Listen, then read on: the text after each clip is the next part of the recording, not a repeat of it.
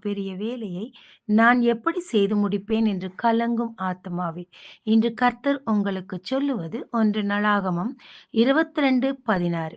நீ எழும்பி காரியத்தை நடப்பி, கர்த்தர் உன்னோடு இருப்பாராக. தாவீது ஆலயத்தை கட்ட விரும்பினார். தேவனோ நீ அல்ல, உன் குமாரனே கட்டுவான் என்று சொன்னார். தன் குமாரன் தன் வேலையை செய்து முடிக்க தாவீது கொடுத்த ஆலோசனைகள் தான் இவைகள். என் மகனே, நீதான் ஆலயத்தை கட்ட வேண்டும் என்று கர்த்தர் சொல்லிவிட்டார். எனவே அதற்குத் தேவையான அத்தனை பொருட்களையும் சேர்த்து வைத்து விட்டேன். பிரபுக்களிடம் உனக்கு எப்படி உதவுவது என்று சொல்லிக் கொடுத்து விட்டேன்.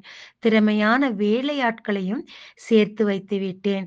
கர்த்தர் உனக்கு ஞானத்தையும் உணர்வையும் அருளும் ஆவியை தருவார். நீ பயப்படாமலும் கலங்காமலும் மாத்திரம் இரு. எழும்பி காரியத்தை நடப்பி, கர்த்தர் உன்னோடு இருப்பார் என்று சொன்னார். ஆமாங்க. சில நேரம் கர்த்தர் நமக்கு கொடுக்கும் வேலையை செய்ய, நமக்கு அதிக பயமும், கலக்கமும் இருக்கலாம்.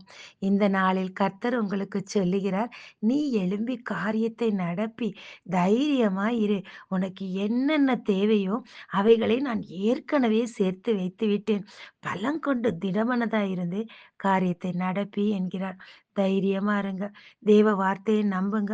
எல்லா ப்ரொவிஷன்ஸ் ஆல்ரெடி காத்திருக்குது. கர்த்தர் உங்களோடு இருப்பார். தேவ திட்டத்தை நிறைவேற்றி முடிக்க உங்களோடு இருந்து உங்களுக்கு உதவுவார். ஜெபிக்கலாமாங்க. தேவரே, நீர் தந்த வேலையை நான் செய்ய தேவையானவைகளை நீர் செய்துவிட்டீர். எனக்கு தேவையான விசுவாசத்தையும், ஞானத்தையும், உணர்வுள்ள ஆவியையும் கொடுத்து இந்த வேலையை செய்து முடிக்க கிருபை தாரும். இயேசு மூலம் பிதாவே, ஆமென்.